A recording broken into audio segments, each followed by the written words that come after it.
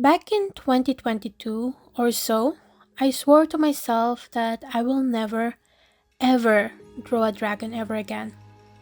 Let me show you guys the artwork that made me make that promise. This was for an art contest if I remember correctly, and it took me ages to draw it. The scales really made me want to tear my hair out. That was why I swore to never draw a dragon ever again, and so far I actually succeeded in doing that. Until now. Enter my new obsession, Wuthering Waves, and the magistrate, Jinshi. She is such a graceful character and her playstyle is so fun that I just had to draw a fan art of her. And because I keep referring to her as the Dragon Lady, I naturally needed to draw a dragon for her. Honestly, I'm not very fond of drawing fan art of game characters, especially games from Hoyoverse or Wuthering Waves. It's got nothing to do with the game itself, I just really hate all the crazy details they add to the character design. Any artists who draw fan art for these games will know what I'm talking about, because they're really amazing to look at, but if you wanna draw them, absolute pain. I've drawn my fair share of Genshin and Star Rail fan art too. They're pretty old and not my art style anymore, but I'll show you guys some of them on the screen.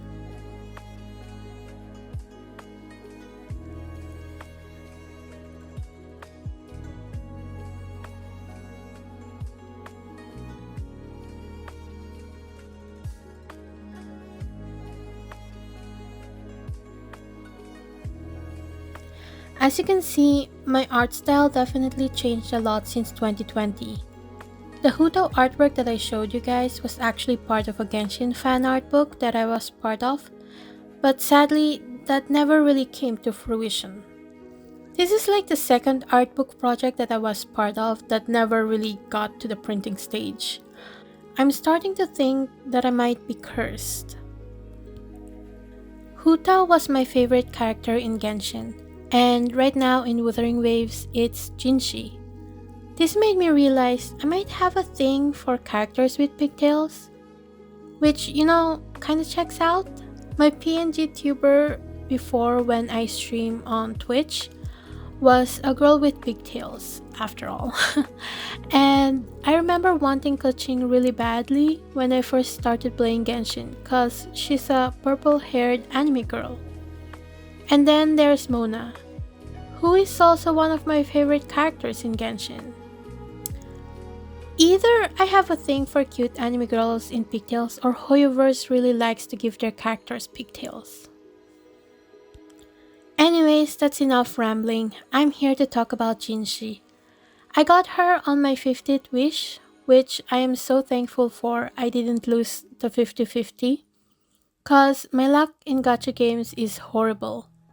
I tried to get her weapon too, because the weapon banner in Wuthering Waves is very kind, and you're guaranteed to have it cause there's no 50-50 loss on the weapon banner. But as I said before, my luck in the game is really bad.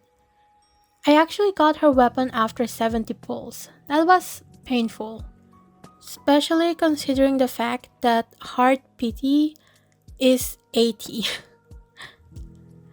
Yeah, that was really painful. Now I have to save up and skip Changli for the next husbando. That's cause I'm a husbando collector. I make exceptions for characters like Jinshi.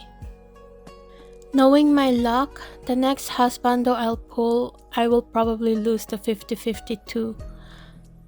I'm trying to play as a free-to-play player, or at least a dolphin who buys the battle pass every now and then as a small reward at the end of the month.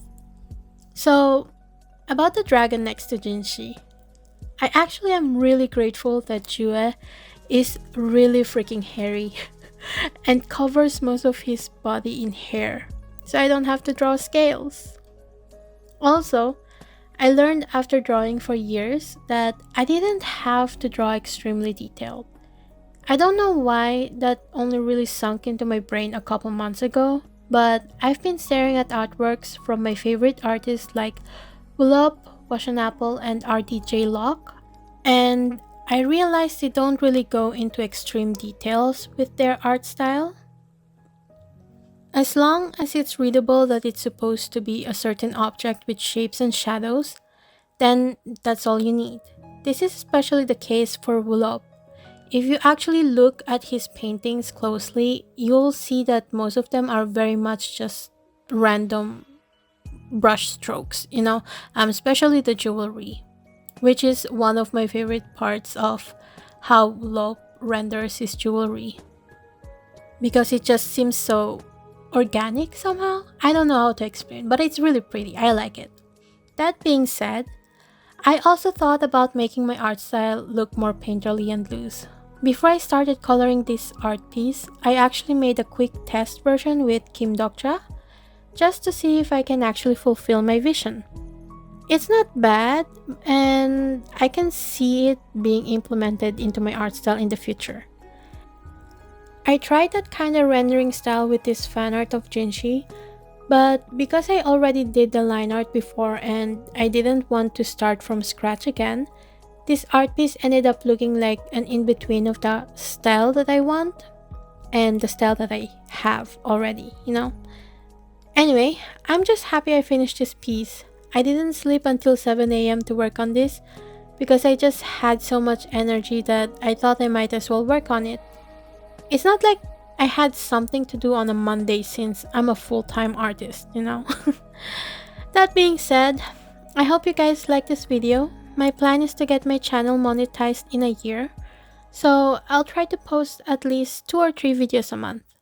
Thanks for your support, and I'll see you guys next time. Bye!